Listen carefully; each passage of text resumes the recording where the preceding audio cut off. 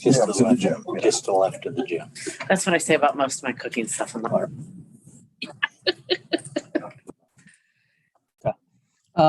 Good morning. It is an action-packed day, Tuesday, March 1st, 2022. I am Commissioner Tony Vero, the Rich County Board of Commissioners now in session. I'm joined with Commissioner Banks, Commissioner Cliff Mears, Clerk Stacy Kroll, County Administrator Andrew Keller. We have our wonderful dog warden, Melissa Houghton, here this morning, our Simon and Garfunkel in Media Land.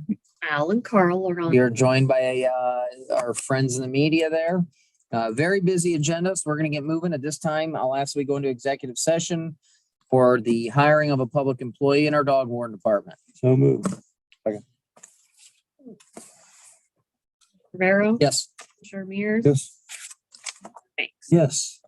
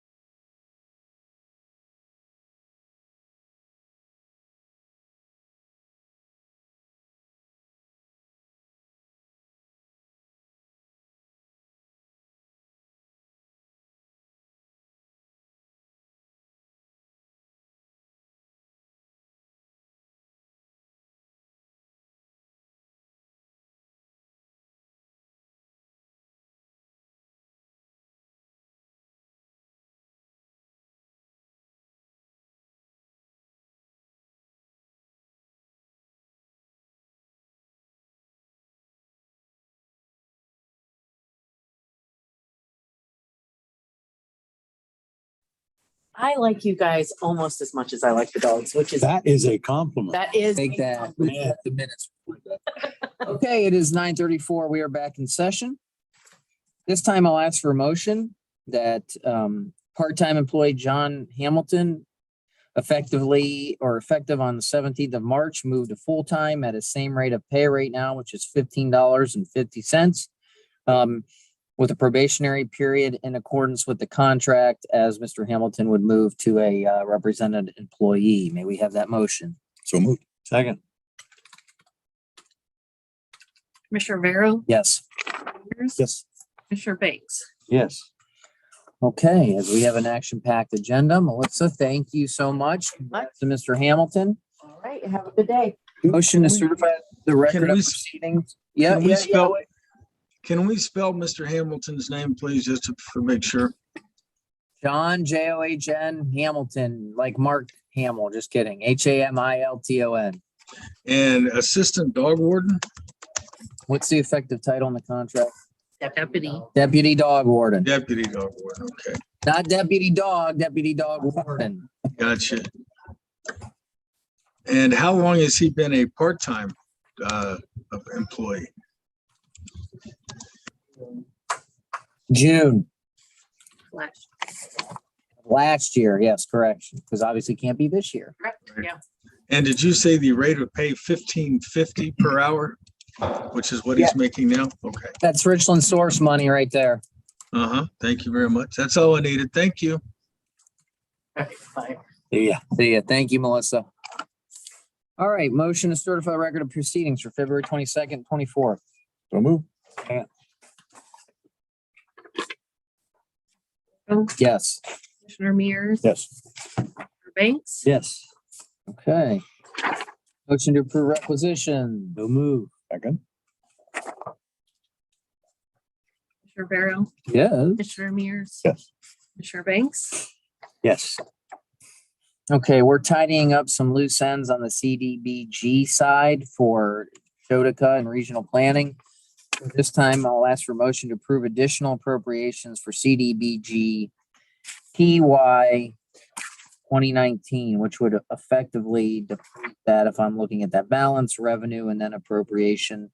The revenue is 3190.57 with the expenses of 3190.57, thus appropriately. So move. Second. Commissioner Barrow. Yes. Commissioner Mears. Yes. Banks. Okay. Now, we're gonna have a couple things coming from wastewater. I'm actually going to reverse the order they are in the agenda so I can explain that. At this time, I'm going to ask for a motion to approve wastewater's protective and maintenance agreement with COSI.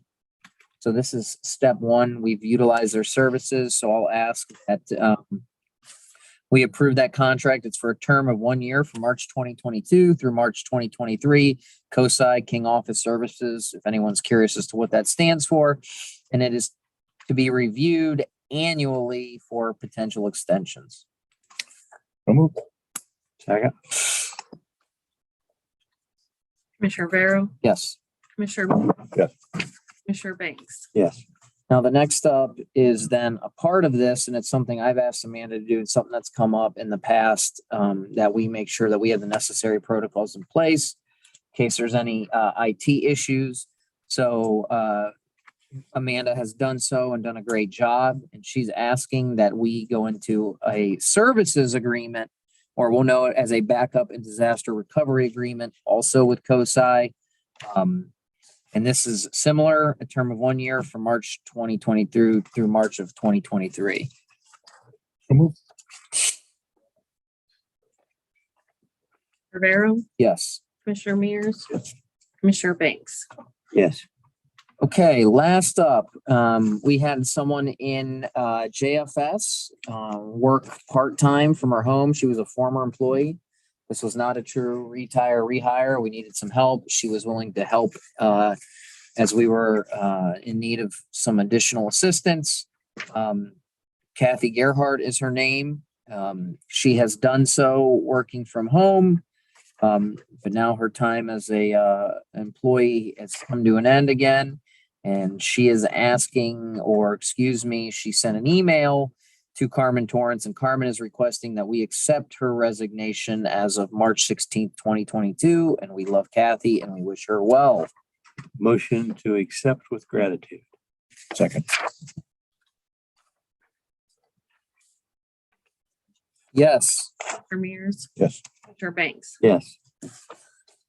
Okay, that takes care of our logistical items.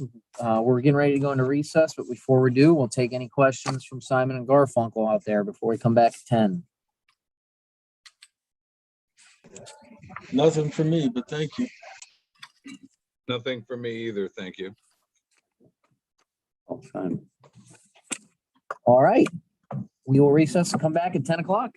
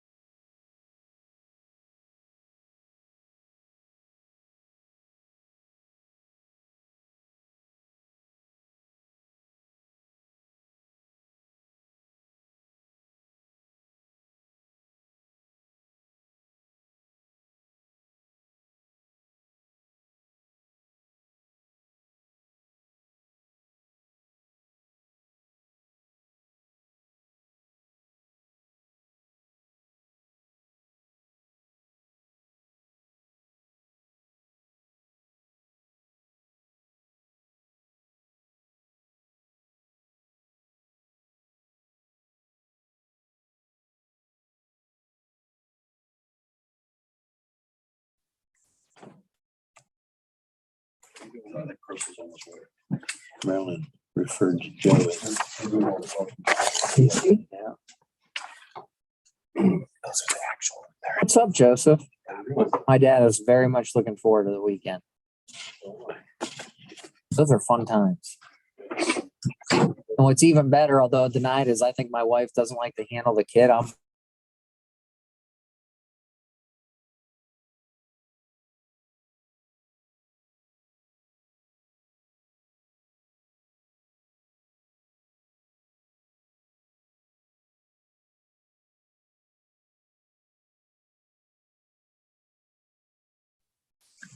Sure that's cool. all right. It is 10:03 and we are joined by a whole host of people.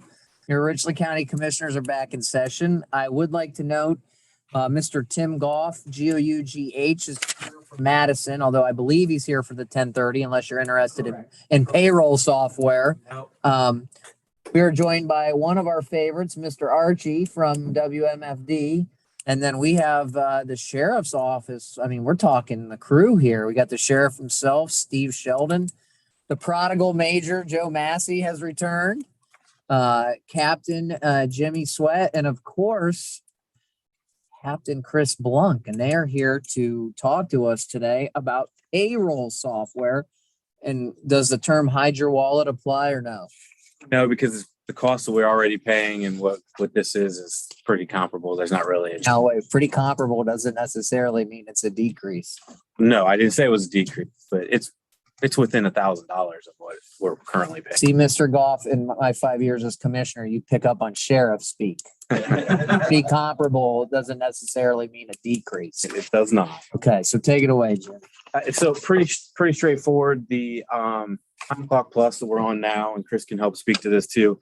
It was never really designed for a 24/7 multiple shifts type operation. It's more set for your Monday through Friday, 9 to 5, 8 to 4 shifts. So, with Sherry Hyde from the auditor's office, IT, we were able to sit down. We did some testing. We did some demo work, and I'll let Chris speak to that part of it. Yeah, no, we demoed it. It actually works for us. With the prior company that we used, or I guess software that we used, not really company, but the software that we used, it really wasn't conducive to what we were doing. As far as our 42-day cycle, it made things very complicated. And we tried to work it out with that software, but we can't do that. It just doesn't work for what we need. So we went in, did a couple demos. We've had access to that, what we'd like to go to, and it is right on the money. It is right where we need to be for us to be successful in what we do. And I think the two big takeaways. Number one, Aldatech, the company that this is through, was recently acquired by Time Clock Plus. So basically it becomes an upgrade, and we stay with the same company that we were currently with. So that's huge for us, which means that our transition to this new software, matter of fact, when we did the demo, they had already gone in on the back end and taken 90% of our employees and moved them over and started building the schedules. And that's the key that we're buying here with Aldatech is the flexibility for the scheduling. The next thing is it moves us forward and paperless for time off. It moves us forward in overtime being paperless. So basically you get online, an employee can check their schedule, go from their phone, go from a computer. They can request time off. It automatically gives us our balances. Supervisors know if they can approve it or should approve it based on both manpower on the shift and shift standards. And then if the employee themselves have enough time to take off for that specific time that they've asked for. So that's huge. I mean, that'll take a huge burden off of our payroll.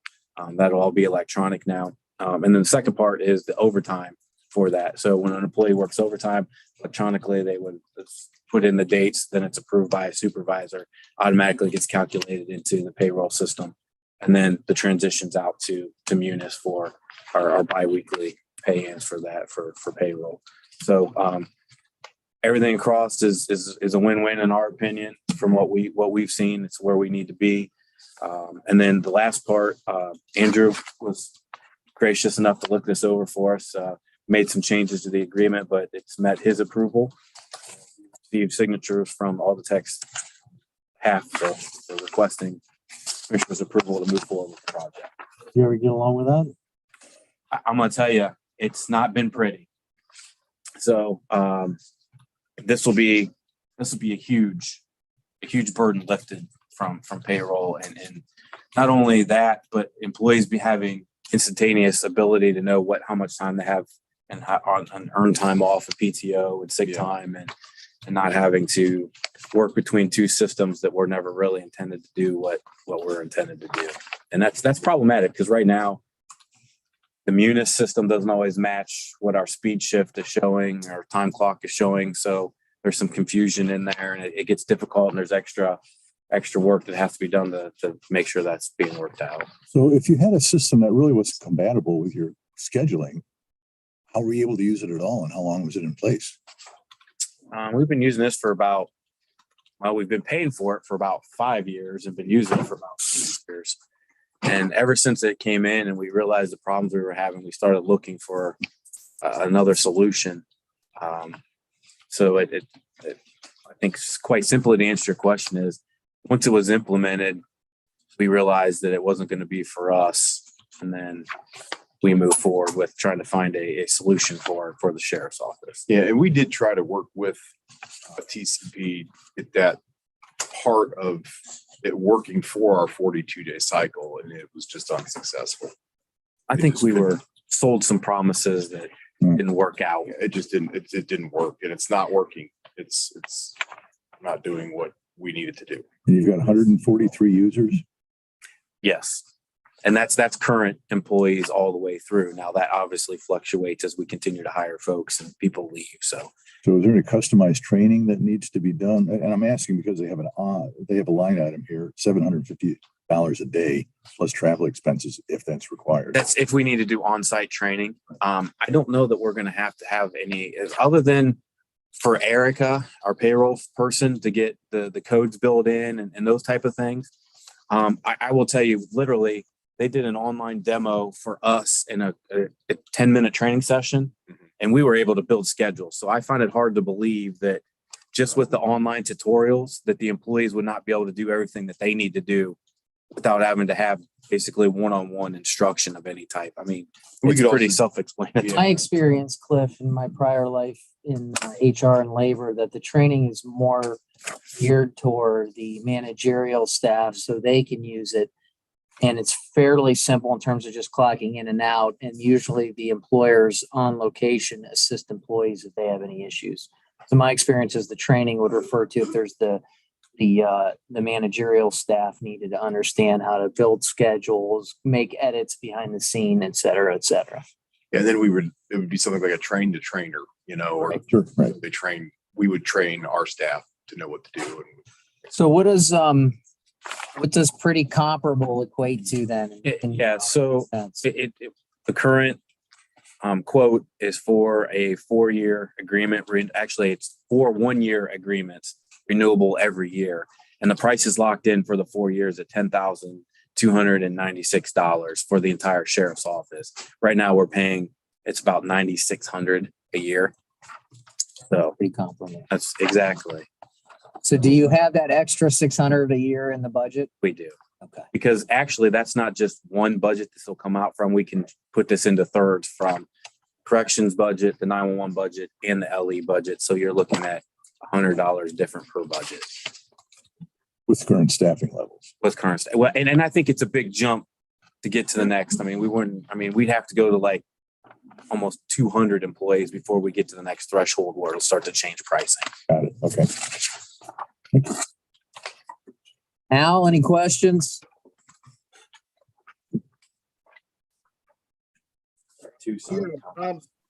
I don't know that it makes a difference to my story, but I'm just curious. Chris, you were talking about a 42-day schedule. What's the significance of that with this system? Well, the 42-day cycle is a cycle that we use in the sheriff's office. It's a rotating days off. And so to kind of explain it, you would be off on a Friday, Saturday, then you'd work 6 days, be off a Saturday, Sunday, work 6, Sunday, Monday, work 6, Monday, Tuesday, and then work 6, and then you'd be off on a Wednesday, Thursday, Friday. So that's the 42-day cycle. And that takes a lot. And then you have a 2-week bi-weekly pay period to where that actually gets all computed into the system. And, you're adding days off, time off, you're adding all kinds of, shift differentials and stuff like that into the system. I think that the system before that was really based on, it did not show or did not create the 42-day cycle, which is what we were looking for. Everybody's not Monday through Friday or set days off. So it's a cycle that's used. So I think this program, what we're going to, has the capability for us to do that and for that system to work that out for every 42 days. It kind of resets itself. We have 3 rotations of those 42 days on each shift. So you have enough staffing, like in the jail. I speak for the jail, and the jail we need a minimum of 11 officers on A watch, 11 officers on B watch, and 10 officers on C watch. That's created within that system. It has the capability to do that. The other one did not. Okay, so it's really critical because you operate 7 days a week, Correct. basically. 24 hours a day. Yes. Yes, sir. Yeah. What And- was the name of the company? Aldetech. It's AL. ALADTEC.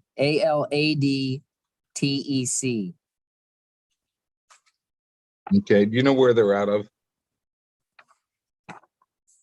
In the contract. I don't remember. River Falls, Wisconsin.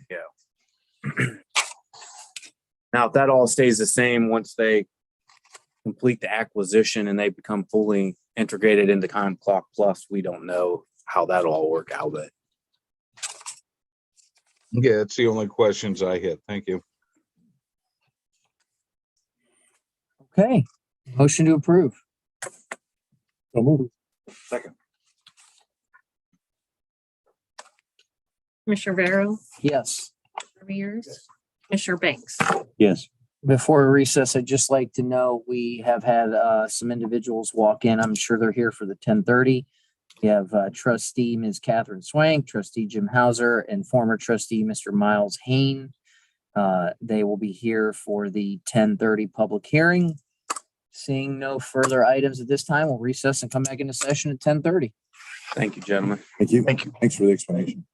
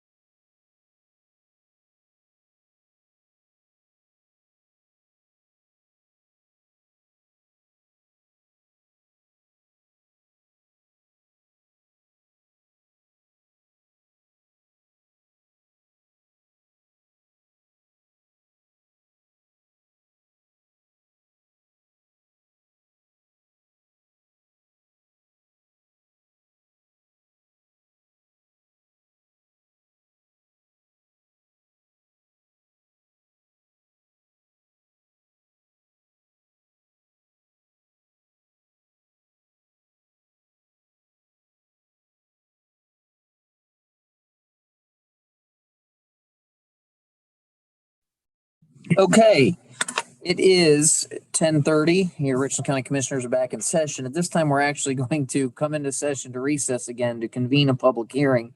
So we'll do so right now. At 10:30 now, we will go into a public hearing to discuss a Green Acre Drive road vacation.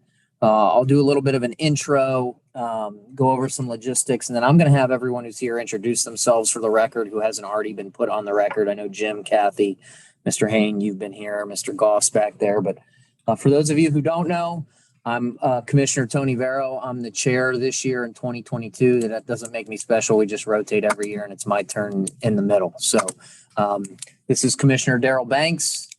This is Commissioner Cliff Mears. This is our clerk, Stacy Crawl. You won't find a better clerk anywhere in the state of Ohio. I won't say the same about our engineer, Adam Gove, but no, Adam is an outstanding engineer. We love him. That gentleman in the green shirt is our recently hired county administrator, Andrew Keller. He is an attorney. And then joining us today just to observe and in case we need to ask for a formal written opinion is Ms. Amanda Middis in the prosecutor's office. She is the chief civil attorney in the prosecutor's office. So those are your county representatives. For those who I haven't mentioned, if you could please address your name for our clerk so we could enter it into the minutes.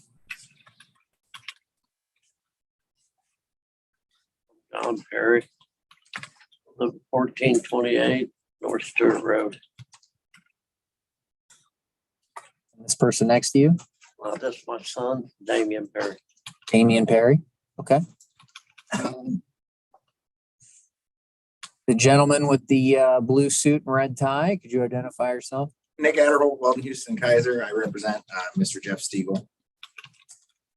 Name is Jeff Stiegel. I figured that. I mean, I just kind of put two and two together. So the only one we're missing is the gentleman in between Mr. Keller and Mr. Goff. Ron Geisman, Madison Township resident, Mansfield. Stacy, you know how to spell his name? I have everybody sign it in too. Okay. Okay, so I'm going to read the notice of the hearing into the record. Just so you know, I don't think we'll be making any formal decision today. The purpose of the hearing is to take input from the residents, get some further legal clarification. I think there's some additional discussion on which section of the Ohio Revised Code applies today. I know, Mr. Hain, we've previously discussed, you think you're in the 55s. We believe, but again, I'm going to ask for a formal written opinion that actually the correct Ohio Revised Code provision applicable to this matter would be the ORC 711 sections, but that's not for me to decide. That would be a formal opinion. So I will read the notice into the record. For the record, this letter went to Mr. Miles Hain at 1410 North Stewart. It went to Mr. Perry at 1428 North Stewart Road. It went to Mr. Stiegel with the mailing address of 1345 Deal Road, and another Mr. Michael Stiegel at 1429 Beal Road. The letter read, on January 31st, 2022, Richland County Board of Commissioners received a resolution from the Madison Township trustees under Ohio Revised Code 553.045. As I previously said, we're not necessarily sure that is the correct Ohio Revised Code provision. Requesting the vacation of Green Acre Drive between 1410 and 1428 North Stewart Road. Public hearing on the proposed road vacation will be held on Tuesday, March 1, 2022 at 10:30 a.m., which is today, in the offices of the Richland County Commissioners at 50 Park Avenue East, Mansfield, Ohio, 44902. And I will return that so Stacy doesn't cut my hand off. So just to confirm, anyone, for those individuals I sent or received a notice of the hearing today, are we all present? Michael Stiegel's not, because he has nothing to do with it anymore. Okay, so we'll Trustee of my dad's estate, but when I bought it, it became mine. okay. So as I stated earlier, what we hope to accomplish is to hear statements, a report from the county engineer who will go over what he has recommended. then we'll ask interested parties, Madison Township trustees to offer their opinion. I know Mr. Adderholt, I believe you're going to enter something into the record. We will ask, because there's a microphone, that when we ask for statements, that you come up to the table and you get to sit next to Adam there, who still is not shaving. So we'll let the record reflect that. So anyways, Mr. Go, we'll let you go first. Take it away. Do you want an overview of kind of what it is, what we're looking at and why? Sure. Okay. And go up here and point out where we are in the, got the map. Yes, we're all on the same page. This little section here of right of way is what we're talking about. This is Green Acre Drive. It is 60 feet wide by approximately 200 feet long. It was established through a dedicated plat in 1967 by Lewis and Esta Stiegel at that time, the owner of the complete property. This has never been developed since its dedication. It has remained in that state since 1967. Basically, and I'll just read my letter here, what I sent to the board. Having received a copy of the resolution by the Board of Madison Township Trustees to vacate Green Acre Drive, the county engineer's findings in the matter are as follows. The right-of-way is currently unimproved and has been so since its dedication in 1967. The right-of-way was dedicated by a subdivision plat known as Green Acres Estates by Lewis and Esta Stiegel. The right-of-way is not part of the state or any other highway system. The right-of-way was placed in non-maintained status in 2008. The right-of-way is the only public access to parcel 025-09-064-11004, and that would be this small parcel here. This is its only public road frontage. It is currently owned by an adjoining property owner. So Adam, for the purposes of the record, should that parcel become vacated, it would close off access to the western side of the parcel, correct? It would close off public access to that whole parcel. It would have Depending upon how, right. no public access. It would be a landlocked parcel.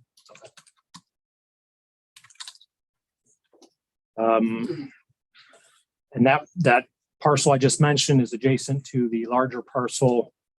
I'm not sure what the acreage is on that, but that parcel number is 025-09-064-11002. These parcels would benefit from retaining the public right-of-way. Both of those parcels would benefit. There does not appear to be any utility service located in the dedicated right-of-way of Green Acre Drive. So having reviewed the submitted petition, it is the opinion of the county engineer that the subject right-of-way does serve a benefit to the surrounding property owners and the possible future development of those surrounding properties. Therefore, it's my recommendation to deny the vacation as presented by the Madison Township trustees, unless otherwise required by Ohio law. That's kind of my findings on that vacation. Question by anyone in attendance for our county engineer before we start opening it up to additional comments at the hearing. Okay. Anyone else? We're going to start opening it up for public comment. Generally, we have a 3-minute requirement, but obviously we ask you to be mindful of time. But if you go over 3 minutes, you're not going to fall through a trap door or anything. So who would like to come up? Mr. Adderholt. Thank you, Commissioner. Again, I think most of you guys know me. I'm Attorney Nick Adderholt, work here in town. I do quite a bit of civil stuff around. The parcel in the back outlined in red is owned by my client. My client has contacted me. He obviously wishes to not vacate the right of way, as the county engineer has indicated as well. My real role being here today is honestly to introduce my client, let him do the talking, and say that I don't know that we have the correct statutes in play. And I was going to say maybe to save time, I could enter into some sort of letter to the commissioners outlining a brief of what I think probably is the correct answer. I think the prosecutor will probably do the same. And maybe we could just talk to each other at some point. But at this point, that's all from the legal side. I just want to introduce my client, just let you know that I kind of felt like I don't know that we're in the right statute. So real quick, do you have an idea of what statute without issuing? And we'll take that letter. We'd love to see that actually. So I've got two issues. I don't know. I'm not positive that 5553 was correctly adhered to in the first place, if that's the statute we're following. And then just this morning, I was looking into, and I don't remember, I didn't write down which statute it was. And I think you may have even mentioned it. Did you mention 711? Yeah, that could be potentially right. I was in case law. I was looking into case law. So, but for today's hearing, I don't know that that really plays into anything. But I just wanted to introduce my client, let him say why he doesn't want the right of way vacated. I'm inclined to agree with you. I think 711 is the proper, but I'm not an attorney. I mean, I am an attorney, but I wasn't elected to be an attorney. I was elected to be a commissioner. So we still follow the procedures of asking a formal opinion from the prosecutor's office. Well, you wear many hats. Yes. So I will introduce my client at this point, Jeff Stiegel. How we doing, Mr. Stiegel? Pleasure. We're doing well. I want to thank you for letting me have a chance to speak. It's the first time I've been allowed to address this. Mr. Hauser did inform me, and I didn't know this, that there was no legal provision for the township to have to contact me, which really kind of jerks my hind end a little bit because I own land that it affects me. Neither here nor there. I would like to keep this open. I know what they're trying to say, that it hadn't been used for all these years. In the last 5 years, we attempted to use that.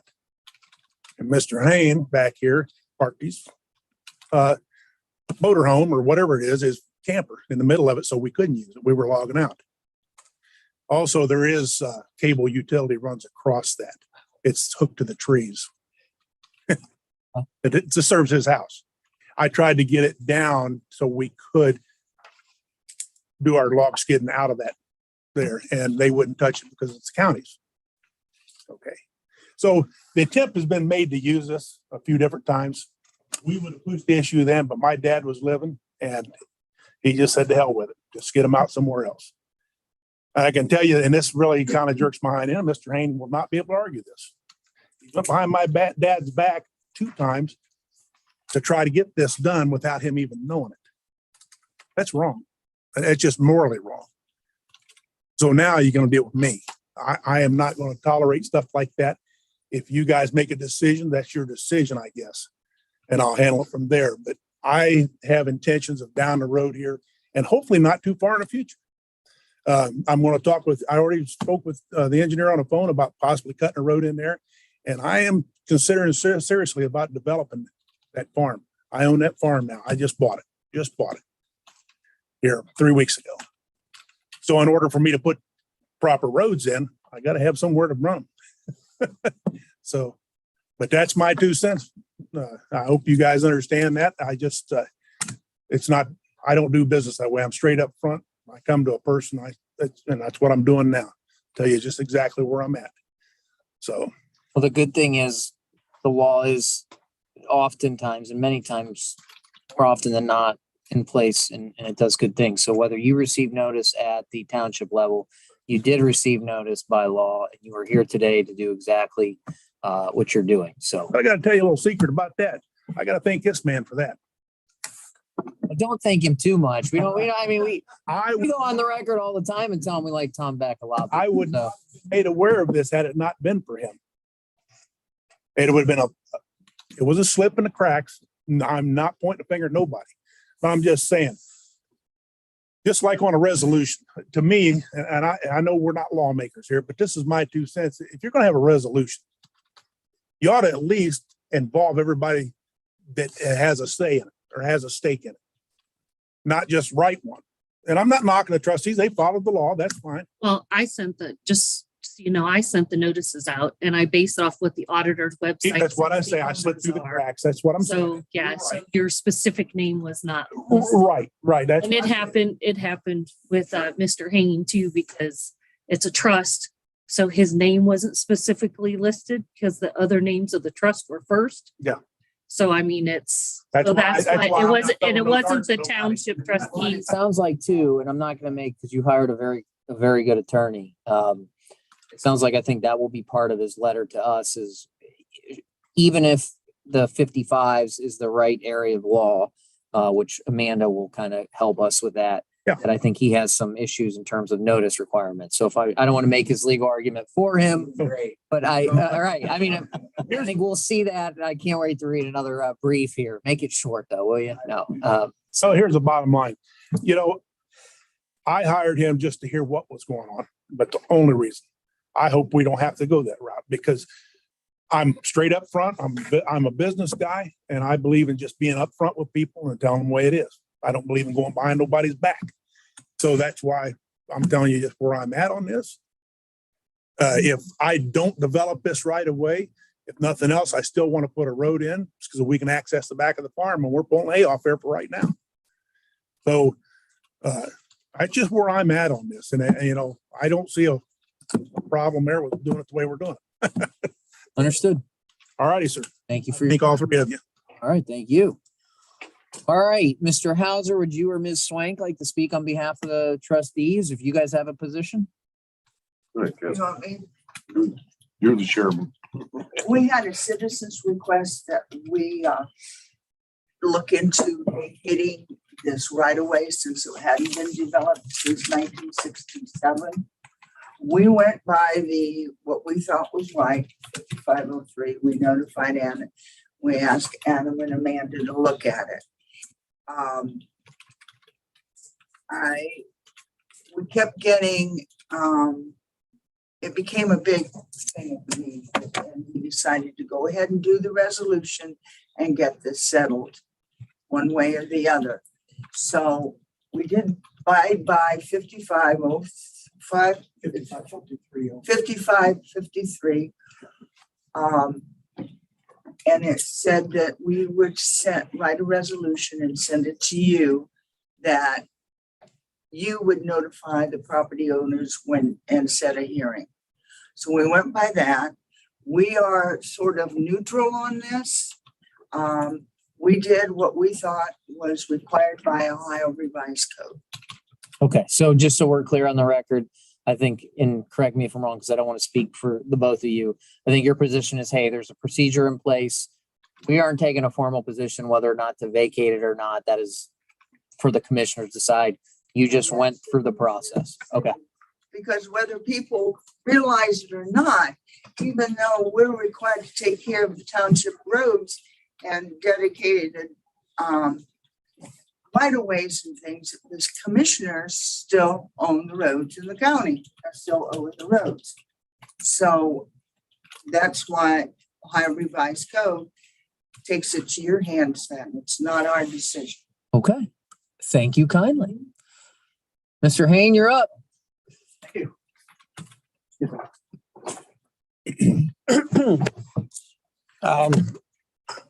Didn't think I'd have to say this, but part of what Mr. Stiegel told you is not true.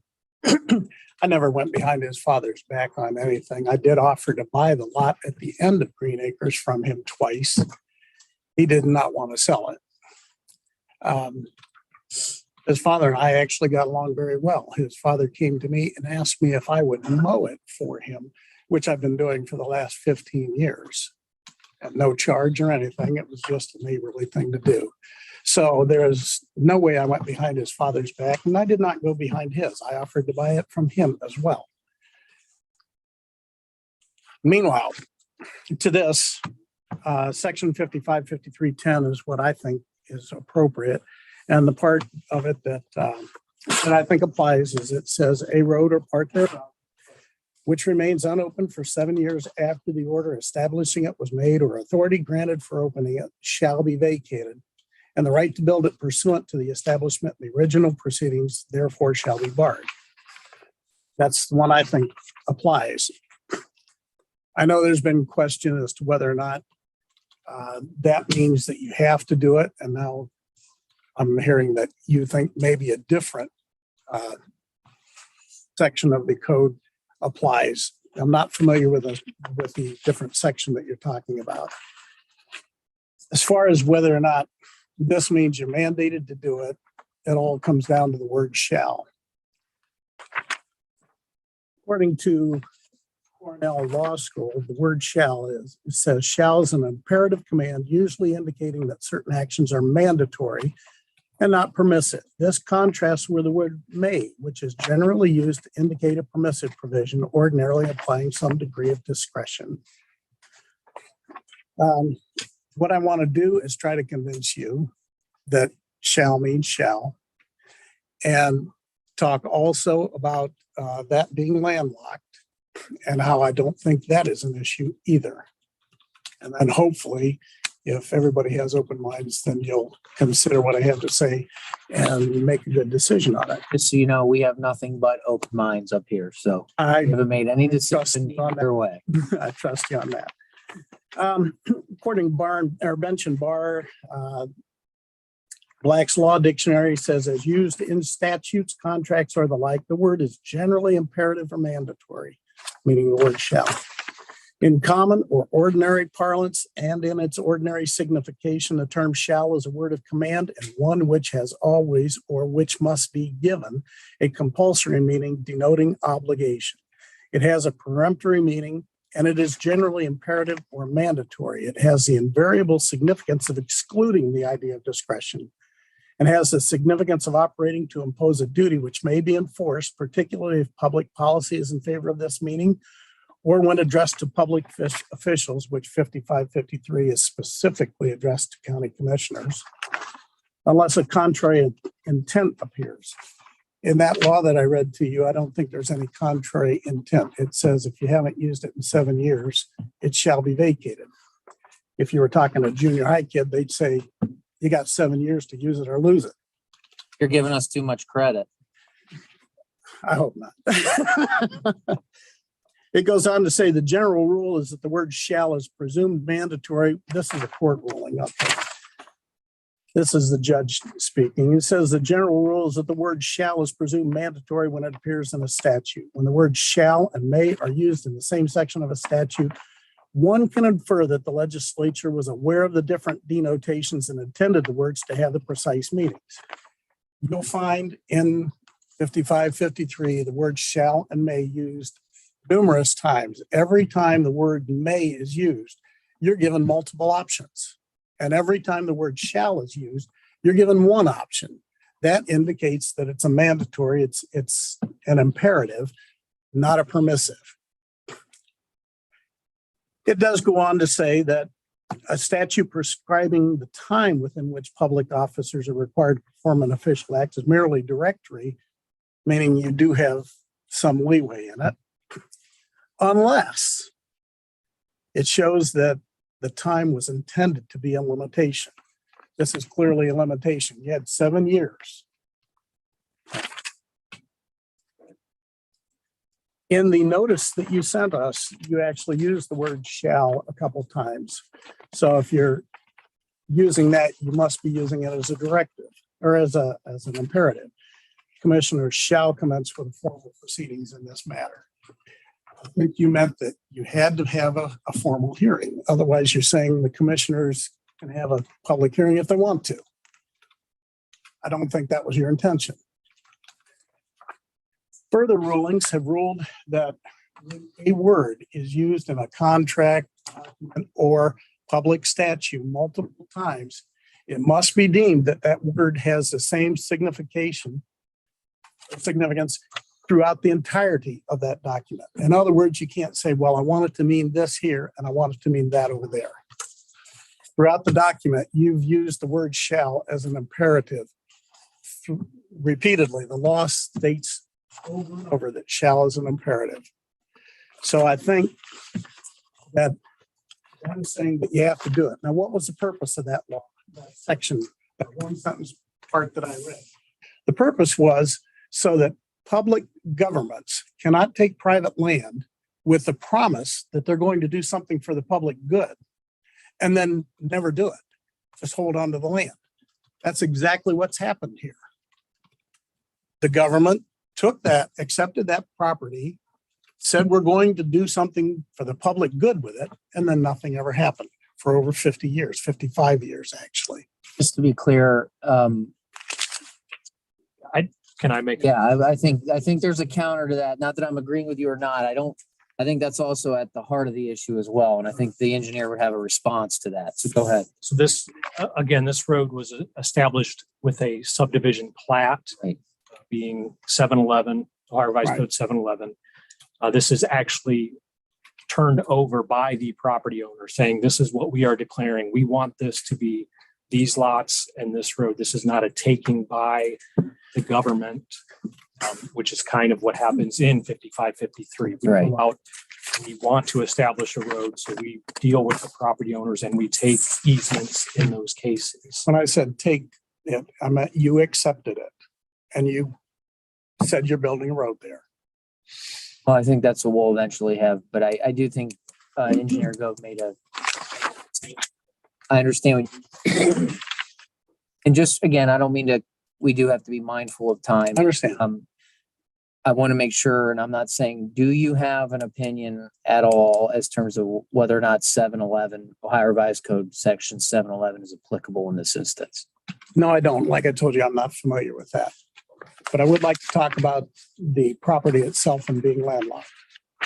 Go ahead. I ask that you keep it concise. I'll do Stacy, can you can you zoom out so we have a bigger picture of the parcels at play here? You can actually just do the mouse there you go. If you look at that, you'll see that that parcel that you're concerned with is in the middle of 11 parcels. The other 10 are already all landlocked. The county at some time had to have approved that. They were approved to be sold to the adjoiners in front of them. Yes. Right. Understand? But you would agree then that the reason why that right of way is important, that if they are vacated, the access to that section of the land would be extinguished. And I'll get to that. Do you not agree with that, or you do agree with that? Those lots. If that they are were to behind- build a road behind it, yes. I'm saying if the right of way is vacated as you wish, which I would too if I were you, by the way, you would agree that access to that parcel of land would extinguish. Actually, I'm going to argue that it's already extinct. Okay. Okay. The only parcel you're concerned with is that one. That one is landlocked to the east by the owner of the property himself.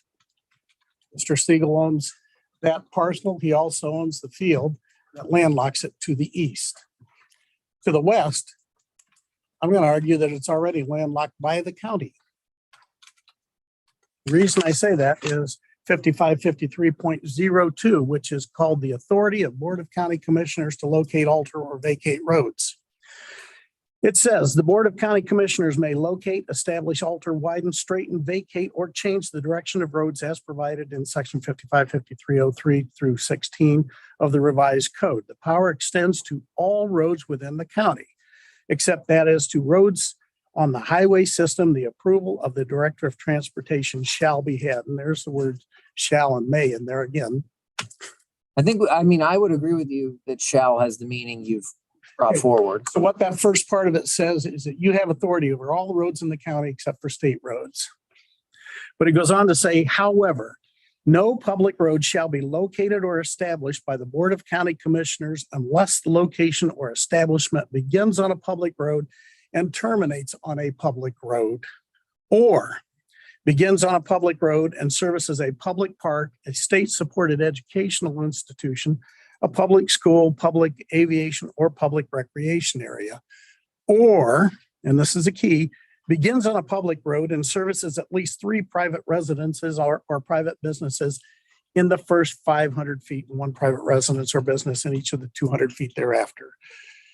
So you can't legally build that road to that one lot if you want to put a house there because it would only serve one house. That's not called a public road. That's called a driveway. You can't spend public dollars to go to one house. The reason that is put in there is so that some board of commissioners somewhere, and I'm not talking about you guys specifically, can't say, I'm going to build a road to one wealthy person's house or one politically connected person and have the taxpayers responsible for plowing the snow and maintaining his driveway for him. That was the purpose of that. So basically, you have a road to nowhere that you can't legally build as it is right now. Now, Mr. Stiegel has said, I'm thinking about building that up. That's fine. 55 years ago, there was a good reason to believe it would happen because his dad was building those houses on Stewart Road. They didn't build back there. 55 years later, we're still wishing, we're still hoping, we're still thinking maybe somebody's going to do it. The reality is that If someone, just real quick, if someone did want to develop that area, you would agree that would be important to maintain a right of way. I would say if somebody wanted to develop that, it would be a consideration. And I'll touch on that too. Listen, Mr. Hain, we've asked for 3 minutes. I know, but I think it's important for you to understand. The reason that didn't get built up is because the county changed some rules. If he'd built it 55 years ago, it wouldn't have been a problem. At that time, all these houses over in that area are on septic systems. At that time, you needed a half an acre to build a house with a septic system. The health department changed that. Now you need 3 acres. That means they can only build 1/6 as many houses as they would have before. And they've been talking about going to 5 acres. If they do that, you're talking about building 1/10 as many or putting in an entire sewer system. That's going to be expensive. So you're looking at that. That's probably one of the reasons why it did not get developed over all these years. Now, my suggestion is simply this: do what the law says, vacate the road.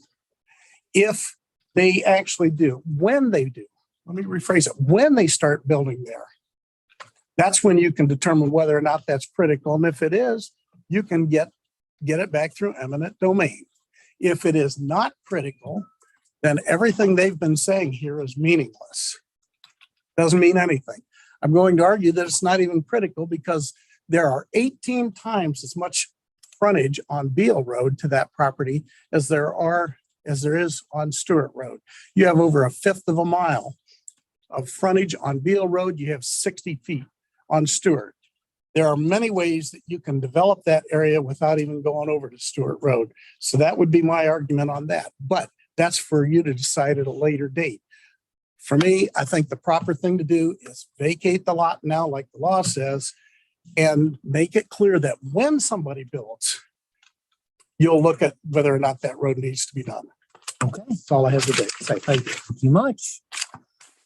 Before we go back to your counter, Mr. Stiegel, I would like, again, we are 11:15. Is there anyone else before we have a quick counter that would like to address the board this afternoon? Mr. Goff? Nope. Come on up for a quick response. And then we're going to ask Amanda for some homework here after, in conclusion. Real quick, May. It's going to be very quick. Because number one, when he sat up there and said that I did not tell the truth about something, no, yes, I did. Maybe he had a different perception of my dad. My dad did not like the way he handled things. So let's get that out of the way real quick. Let's just keep leaning on this law that says in the last 7 years, I already explained to you, it was tried to use. He prevented it from being. Neither here nor there. Now, my biggest question is, and I have to ask him this, what do you want the land for? Mr. Stiegel, I ask that again, you address the board, and then if we have a question to that, and Okay, well, my question, in order to keep some order. my question would be, why is he pushing us so hard to get that land? And I can tell you, it's because it would be free. And it's right beside his house. So my suggestion is, if you wanted to really, if he's that bent on getting rid of that right of way, let's revert back to when it was given to the county and give it back to the people, give it to them. Understood. So I would tell you this, if I'm sitting in your chair, I would be saying what you're saying. And if I was sitting in his chair, I would be saying what he's saying. Unfortunately, we got to make the decision. Exactly. Which is why, Ms. Midas, if you're ready. So it looks like in hearing everyone, we got a couple items that we're going to ask Ms. Midas, and we've set this again for a decision in 2 weeks because this is a complicated legal issue that we want to make sure we get right. So Amanda, if we may, we're going to ask that you work with Andrew. But again, this has got to come from the prosecutor's office. It looks like we're asking for two things. We're looking for a formal written opinion on two items. I think the first issue is just that threshold piece as to formally whether 7-Eleven applies or the 55s are applied. And that in the event that the formal opinion concludes that we're to proceed under the 55s, whether ORC section 5553.10 makes mandatory the vacation of a township road when the road was not established to ORC chapter 5553 and instead was platted on a duly authorized and recorded plat map. So it looks like those are the two issues we're going to seek some guidance on formally from you. I think it probably wouldn't hurt for the county. Sorry to interrupt. I don't think it would hurt for the county to look into an advisory role of what happens to that property should that be vacated. Because I think that was the final question between these two. Anna, did you get that? So that's more homework for Mr. Adderhole. Well, and I'll be writing about it, so I'll help. Okay. Again, I think Mr. Hain, thanks for your research. Mr. Stiegel, if I were sitting in your chairs, I'd be arguing the same thing on different sides, depending upon where I live. So, Daryl, you got anything? We'll get the legal opinion, and that's what's going to guide us. For me. Okay, I want to thank everyone for coming. Andrew, what's the date we set for a decision on this? Today. Same time? Yes. So we'll probably see some of you back 2 weeks from today. Amanda, that gives you a good 2 weeks. Better talk to the clerk. 2 weeks from today, the 17th at 10:30, and already scheduled. The I 17th, didn't know that. that'd be the 15th. Oh, sorry, the 15th. As today, the 1st. Sounds like it'll have to be a different time slot. Okay. Well, the 17th was a different, I'll have to look at the 15th. I haven't looked at that. I just looked at the 17th today. Sorry. I was moving. And we'll issue notice again, correct? No. We'll, Yeah, we'll we're gonna- We'll double, follow the law with how this works. Let's do that. Make sure we say that on the record. Okay. I want to sincerely thank all of you for coming today. And we will see probably most, or if not all of you again in 2 weeks. you're closing the Yep, public. I'm going to close the public hearing at this time. And then we'll also go into recess to prepare for our 11:15 with Dayspring. Oh, wait. Shoot. Al's on, but Carl left. You know what? We have to back up 2 spots. I'm sorry. We're going back into the public hearing, you guys. I apologize. I forgot to read into the record. Mr. Fletcher, former trustee Dan Fletcher wrote a letter. I would like to get this into the record, so I apologize. You're having a hearing today, reference to vacating Greenacre Drive, not able to attend the hearing at your office. I would like to voice my opinion regarding this issue. In my opinion, Greenacre Drive should remain as is and not vacated. It has a key access to some prime acreage to some future developed land in a residential neighborhood of Madison Township, which in short would be of financial value to the community. With that being said, I'm not in favor of vacating Greenacre Drive. Now I will adjourn the public hearing, go back into the commissioners meeting, but Al has questions. I don't know if he does. Al, you have anything? Not right now, thanks. Okay. Now we will recess at 11:08. I apologize. I had Dan's letter printed out.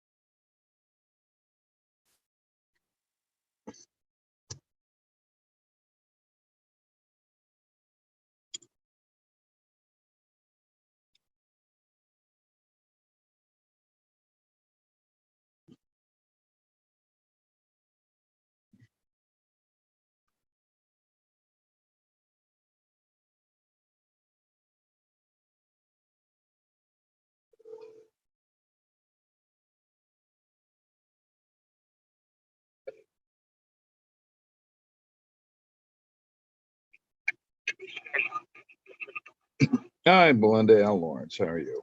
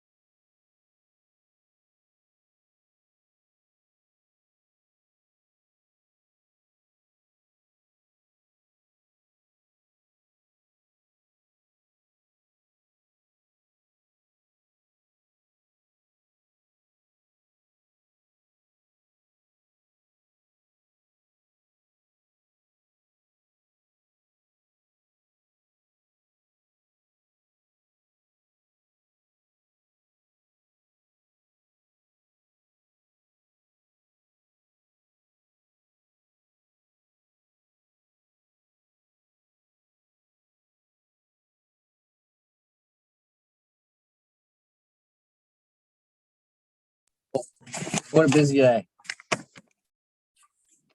Okay, it is 11:19. Your Richland County Commissioners are back in session.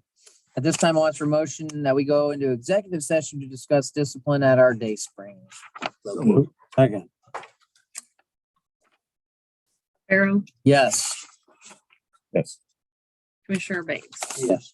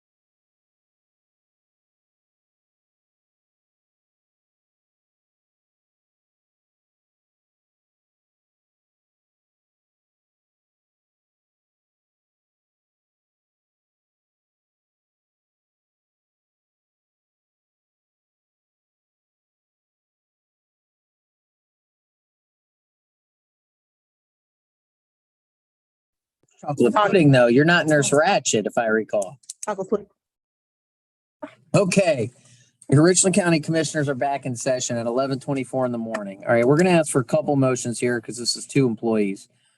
I'm going to ask for the first motion be a 6-day suspension of a day spring employee for a 3rd, 4th, and 5th Group 1, number 13 violation. So moved.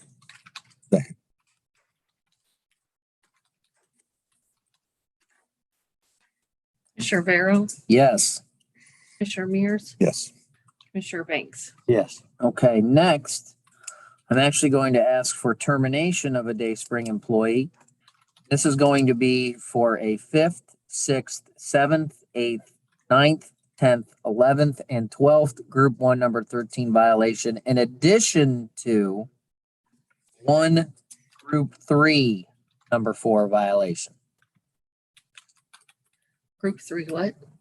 Number 3, number 4. So move. Commissioner Vero, Yes. Commissioner Mears, Yes. Banks. Yes. Anyone out there in media land? Seeing no further business, your Richland County Commissioners will adjourn at 11:26 a.m. Hey,